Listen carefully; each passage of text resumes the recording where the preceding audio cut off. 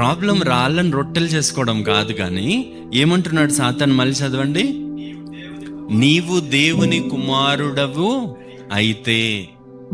చూడండి, యేసుప్రభు వారు శోధన గురించి రాసినప్పుడు మత్తయి సువార్త 4వ అధ్యాయంలో 3వ వచనం చదవండి.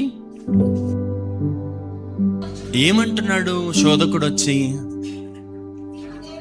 నీవు దేవుని కుమారుడు అయితే. శోధన అది. అక్కడ శోధకుడు అని రాసినందుకు అది శోధనలాగా అనిపిస్తుంది.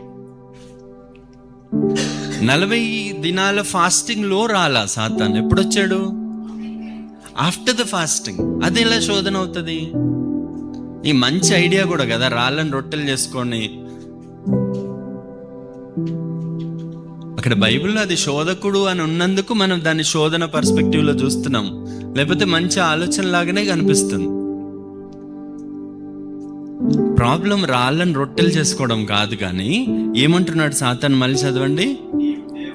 నీవు దేవుని కుమారుడవు అయితే. ఎందుకంటే జస్ట్ బిఫోర్ దట్ 3వ అధ్యాయం 17వ వచనం చదవండి.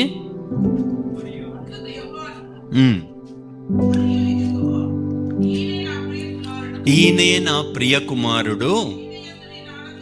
ఆ స్వరం వచ్చింది 40 దినాల ముందు. ఆ వాక్యం ఎప్పుడైతే వచ్చిందో, వాగ్దానం ఎప్పుడైతే వచ్చిందో, ఆ ఏరియానే పట్టుకుంటాడు సాతాను. మీరు గమనించే ఉంటారు, సండే ఇక్కడ వాక్యం వస్తే ఆ నెక్స్ట్ 6 రోజులు మనకి దానికి సంబంధించిన శోధనలు వస్తూ ఉంటాయి. వాక్యం బోధించిన వారికి వస్తాయి, విన్న వారికి వస్తాయి. Satan is after the word that you have received. ఆ విషయంలోనే యు హ్యావ్ టు ఫైట్.